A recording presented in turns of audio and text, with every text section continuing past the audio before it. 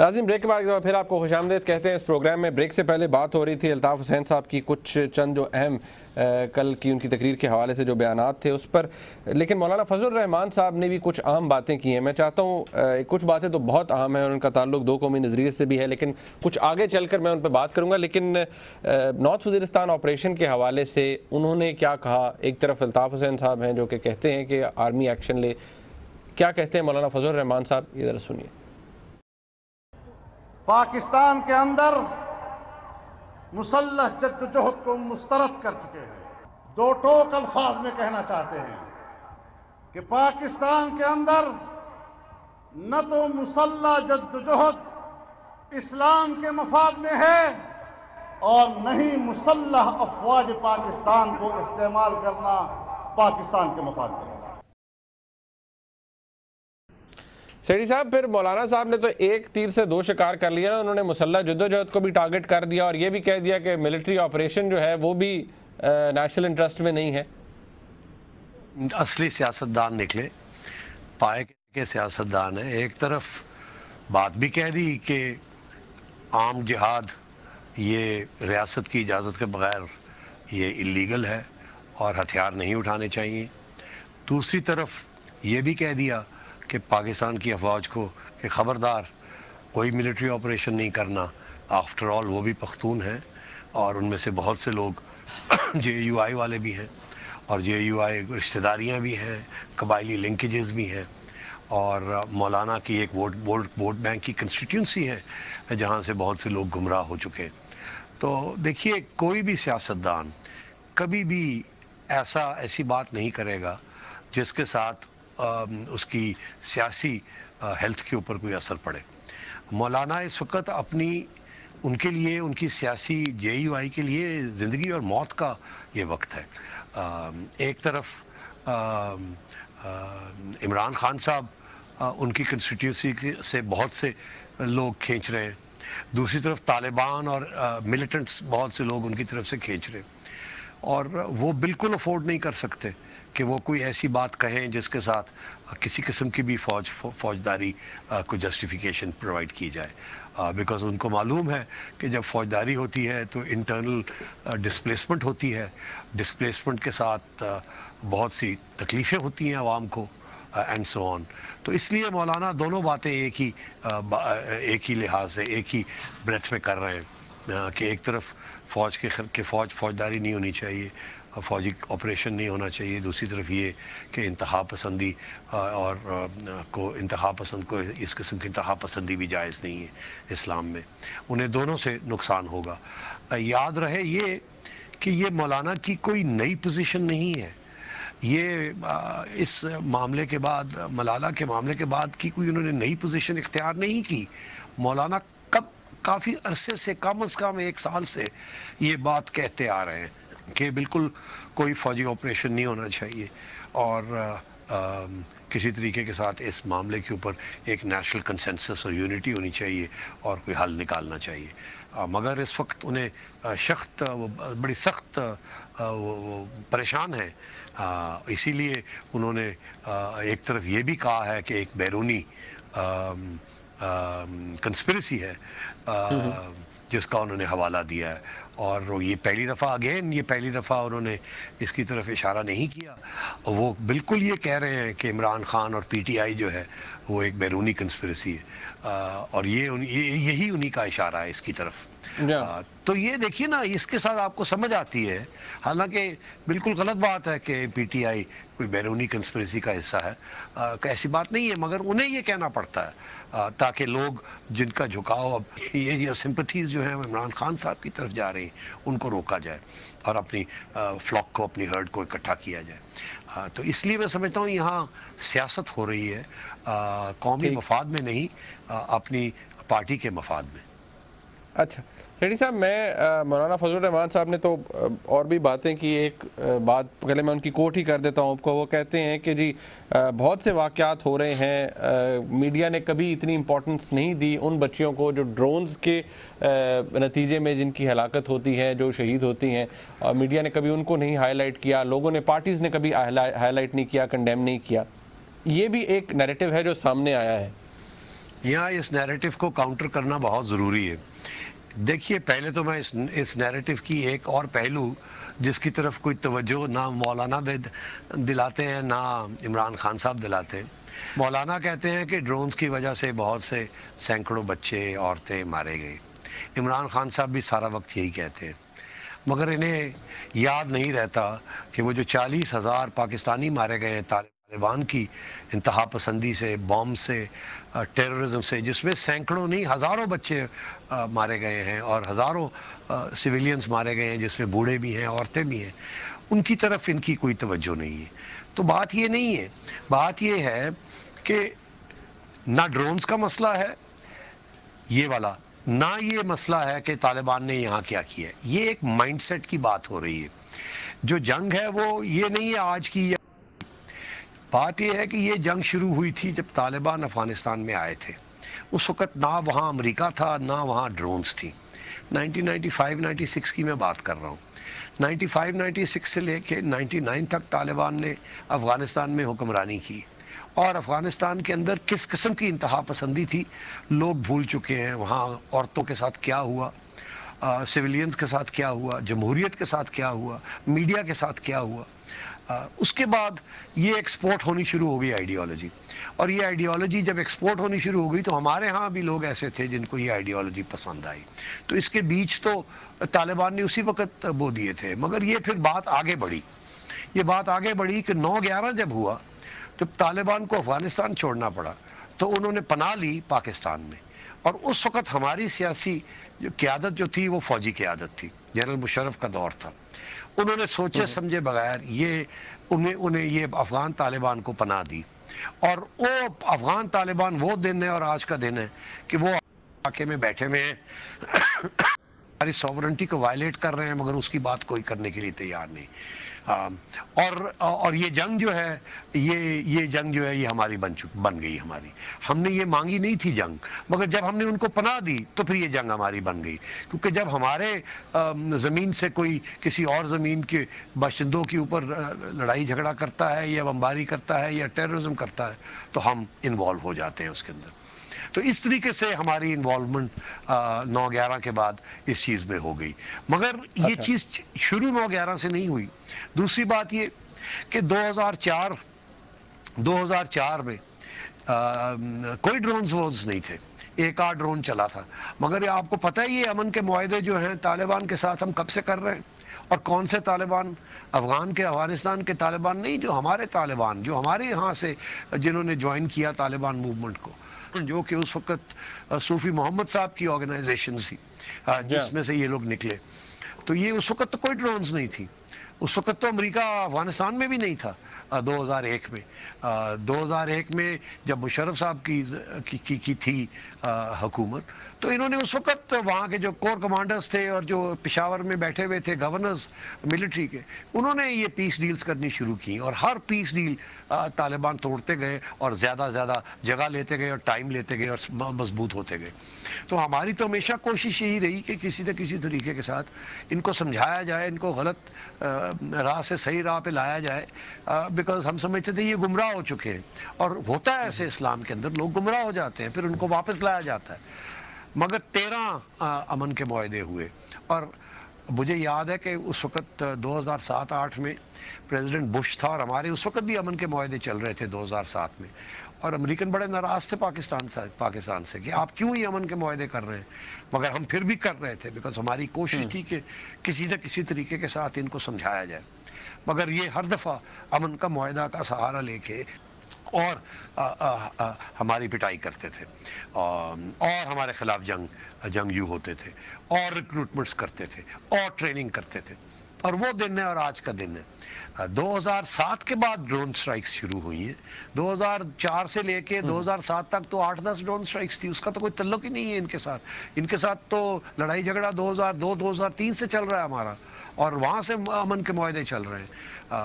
और इसलिए मैं ये आपसे कह रहा हूं कि ये सारी डिबेट जो है, जिक्र ड्रोन का इसलिए हर सियासतदान करता है क्योंकि वो डरता है कि अगर ड्रोन का जिक्र नहीं करेगा तो फिर लोग ये समझेंगे ये अमेरिकन का एजेंट है या ये एजेंट है। एग्जैक्टली। اس لیے اس کا ذکر کرنا پڑتا ہے ان کو، حالانکہ اس کا کوئی تعلق نہیں ہے۔ آج امریکہ کی افغان طالبان کے ساتھ کوئی سمجھوتا بھی ہو جاتا ہے اور ڈرونز ختم ہو جاتے ہیں، یا نہ بھی ہو تو ڈرونز ختم ہو جائیں، طالبان ختم نہیں ہوں گے، نہ افغان طالبان ختم ہوں گے، نہ پاکستان طالبان ختم ہوں گے۔ اس وقت حقیقت یہ ہے منیب کہ ہماری فوج کا اور حکومت کا جو اس وقت امریکہ کے ساتھ جھگڑا ہے وہ یہ نہیں ہے کہ آپ ڈرون مارنے بند کر دیں، وہ یہ ہے کہ ہمیں دے دیں ڈرون، ہم ماریں گے، آپ ہمیں دے دیں ڈرونز۔ وہ ہم قانون کی بات کر رہے ہیں، 6 ماہ قبل قانون کی بات بھی نہیں ہم کرتے تھے، یہ صرف ایک پبلک اوپینین کے لیے ہم کرتے تھے۔ سب کو پتا ہے کہ اس کی اجازت کب سے ملی ہوئی ہے امریکنوں کو، اور شریف صاحب نے بھی ایڈمٹ کر لیا کہ ہاں ہماری سٹاف سولوشن تھی، یہ ہمارے سٹاف لیول پہ یہ اگریمنٹس ہوئی تھی۔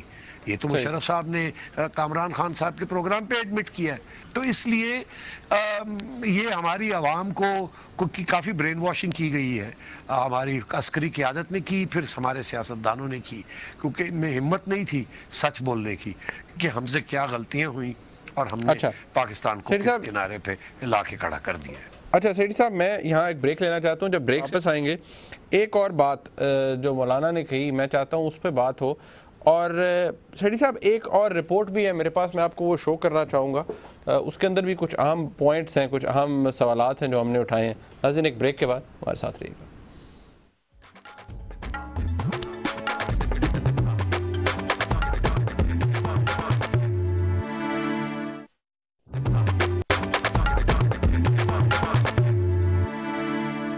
ناظرین، ملالہ یوسفزئی کے اوپر حملے کے بعد جو ڈویژن پیدا ہوئی اور جس طرح سے اس کے اوپر سیاست چمکائی گئی، مختلف بیانات داغے گئے، لیکن کلیئرٹی بہت کم لوگوں نے دی، اسی کے اوپر آج یہ پروگرام ہم فوکس کر رہے ہیں۔ سیٹھی صاحب کے ویوز اس پہ نہیں آئے تھے، میں چاہ رہا تھا کہ ان سے ڈیٹیل ڈسکشن ہو۔ سیٹھی صاحب، ایک ایسا کامنٹ ہے، ایک ایسا سٹیٹمنٹ ہے جو مولانا فضل الرحمان صاحب کی طرف سے گزشتہ روز آیا، میں چاہتا ہوں آپ کو میں وہ سناتا ہوں، آپ دیکھیے کہ اس کے اندر مولانا کا مقصد کیا تھا یہ بات کہنے کا، دو قومی نظریے کے حوالے سے جنہوں نے باتیں کی۔ دو قومی نظریے کی بنیاد پر ملک حاصل کیا، کیا وہ ایک قوم رہا؟ پاکستان الگ مسلمان قوم، بنگلہ دیش الگ مسلمان قوم، اور ہندوستان کے اندر 21 کروڑ کا الگ مسلمان قوم، ہندو ایک قوم بن کر بر صغیر میں متعارف ہوا، اور ہم نے دو قومی نظریے کا نعرہ لگا کر ایک مسلمیت کی بات کی۔ نتیجہ بتاؤ، کیا آج ہم 3 قومیں بن کر دنیا کے سامنے متعارف نہیں ہو رہے؟ سیری صاحب، amazing to see the list. مولانا نے جو پوائنٹ اٹھایا ہے، جو بات کی ہے، وہ کافی دلچسپ ہے۔ آپ کیسے دیکھتے ہیں کہ اس پلیٹ فارم کے اوپر اس ایشو کو ایڈریس کرتے ہوئے مولانا نے دو قومی نظریے کی بات کی، and the rest of it جو آپ نے سنا؟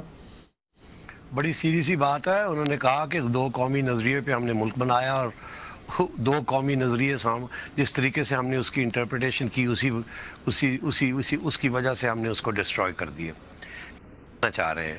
بیسیکلی وہ یہ کہہ رہے ہیں کہ یہ جو 2 قومی نظریہ ہے، یہ پاکستان کی بنانے میں تو اس نے بڑی مدد کی، مگر اس کے بعد اس نے مسلمان کے خلاف کر دیا پاکستان کے اندر، اور 2 حصے ہو گئے، اور اب ہندوستان کے اندر بھی مسلمان ہیں، اور مسلمان بر صغیر کے 3 حصوں میں تبدیل ہو چکے۔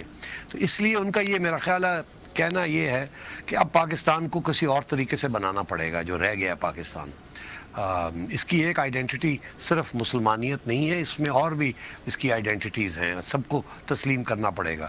اشارہ پختون، بلوچ، سندھ، ان کی اور پنجابی، تو یہ بھی آئیڈینٹیز ہیں پاکستان کی۔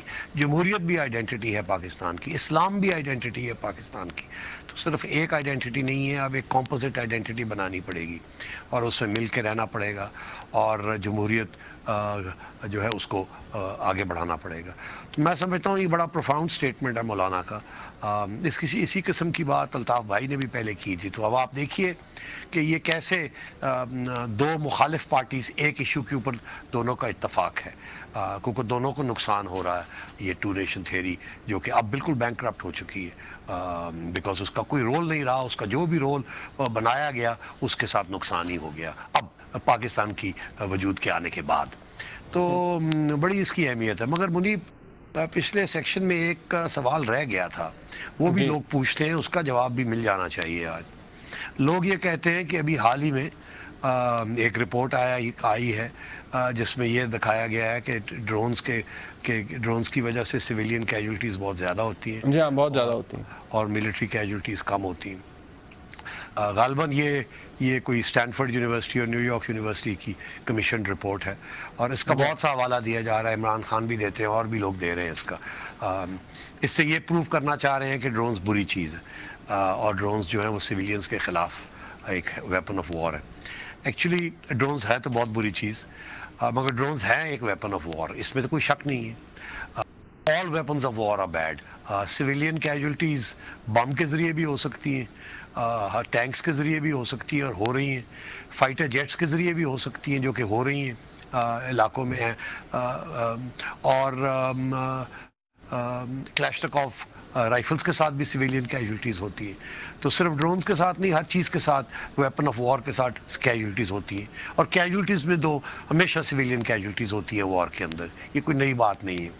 दिलचस्प बात यह है कि देखना ये है कि सिविलियन कैजुअल्टीज़ बनिस्बत मिलिट्री कैजुअल्टीज़ ये सबसे कम कहाँ होती हैं और सबसे ज़्यादा कहाँ होती हैं। ये जो नई रिपोर्ट आई है इसका ये कहना है कि ड्रोन्स में सिविलियन कैजुअल्टीज़ ज़्यादा होती हैं और मिलिट्री कैजुअल्टीज़ कम होती हैं।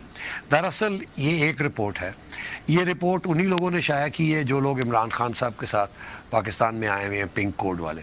ये उन्होंने कमीशन की थी, उनके ही सियासी मकासद को ये फुलफिल करती है। और वो एक अमेरिका के अंदर एक जदोजहद कर रहे हैं इलीगल ड्रोन यूज़ के ख़िलाफ़। बड़ी काबिल ज़िक्र बात है ये। तो उन्होंने इसलिए उनको इस रिपोर्ट की ज़रूरत थी अपनी पब्लिक ओपिनियन को समझाने के लिए और कमीशन की गई। मगर इसके अलावा 3 या 4 और रिपोर्ट्स हैं जिसका कोई हवाला देना नहीं चाहता, हालांकि लोग जानते हैं कि ये रिपोर्ट्स हैं। मैं आपको बताऊं सबसे अहम रिपोर्ट 2011 में की इब्तिदा में मार्च गालबन में हमारी फ़ौज की तरफ से मेजर जनरल गयूर साहब जो कि GOC थे 7th इन्फेंट्री डिवीज़न के वज़ीरिस्तान में, उन्होंने शाया की थी और लोग उसको कोट नहीं करते बिकॉज उनको बात पसंद नहीं आई। फ़ौज की तरफ से ये वाज़े कर दिया गया था पिछले साल कि ड्रोन से कम सिविलियन कैजुअल्टीज़ होती है और मिलिट्री कैजुअल्टीज़ ज़्यादा होती है। ये एक इशारा था फ़ौज की तरफ से आपको और आपकी आवाम को बताने का कि ये ड्रोन्स हमारे हक में हैं। हाँ वो अमेरिका इनकी बारिश कर रहा है मगर ये हमारे हक में है, हमें इनकी ज़रूरत है। हमें तकलीफ़ इस बात की है कि हमें कंट्रोल नहीं दिया जा रहा, हमें ये मिलने चाहिए, हम इनको और तरीके से भी इस्तेमाल करना। ये सिर्फ अफगान के तालिबान के ख़िलाफ़ नहीं, पाकिस्तानी तालिबान के ख़िलाफ़ हम इनको इस्तेमाल करना चाहते हैं। अमेरिका इनको अफगान तालिबान के ख़िलाफ़ इस्तेमाल करना चाह रहा है। तो उस रिपोर्ट में बड़ा क्लियर कट उन्होंने कहा था और ये अवेलेबल है रिपोर्ट और इंटरनेट पे भी है और इसको डिनाई नहीं किया फ़ौज ने कभी, और मेजर जनरल गयूर भी मौजूद हैं, उनसे फिर पूछा जा सकता है।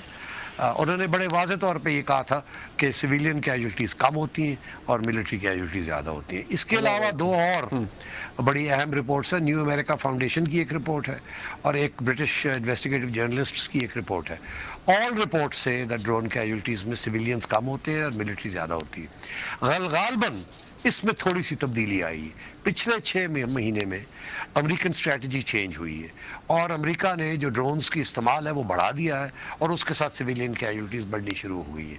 मगर ये एक रीसेंट फिनोमिनन था और अब फिर इसको बंद किया जा रहा है क्योंकि इतनी ज़्यादा तनकीद शुरू हो गई है। मगर ड्रोन्स अमेरिका इस्तेमाल करेगा, ड्रोन्स रुकेंगे नहीं, और ड्रोन्स जब रुक भी जाएंगे एक दिन, जब अमेरिका यहाँ से चला जाएगा या उससे पाकिस्तान के अंदर ड्रोन्स इस्तेमाल करने की ज़रूरत नहीं होगी, अफ़गानिस्तान में वो करेंगे, फिर भी ये तालिबान, पाकिस्तानी तालिबान आपके और हमारे गले पड़े रहेंगे। उस वक़्त ये सियासी जमातें और ये सियासी लीडर्स क्या कहेंगे कि अब क्या करेंगे। और फाइनली मैं ये कहना चाहता हूँ, क्योंकि मुझे पहले मौका नहीं मिला, मैं ये कहना चाहता हूँ कि हमारी सारी हमदर्दियाँ इमरान खान और PTI के साथ। हम चाहते हैं कि इमरान खान साहब को ये कार्ट ब्लांच, एक कलम दे दिया जाए और एक कागज़ दे दिया जाए और कहा जाए हम आपके साथ हैं, सारी कौम आपके साथ है, आप मेहरबानी करें और जाए वज़ीरिस्तान और तालिबान के साथ कोई अमन का मुआहदा करें जिसके साथ वो गुमराह हुए लोग वापस आ जाएं, हमें फ़ौजदारी ना करनी पड़े। اور سب مسلمان بھائی بھائی ہو کے رہ سکیں.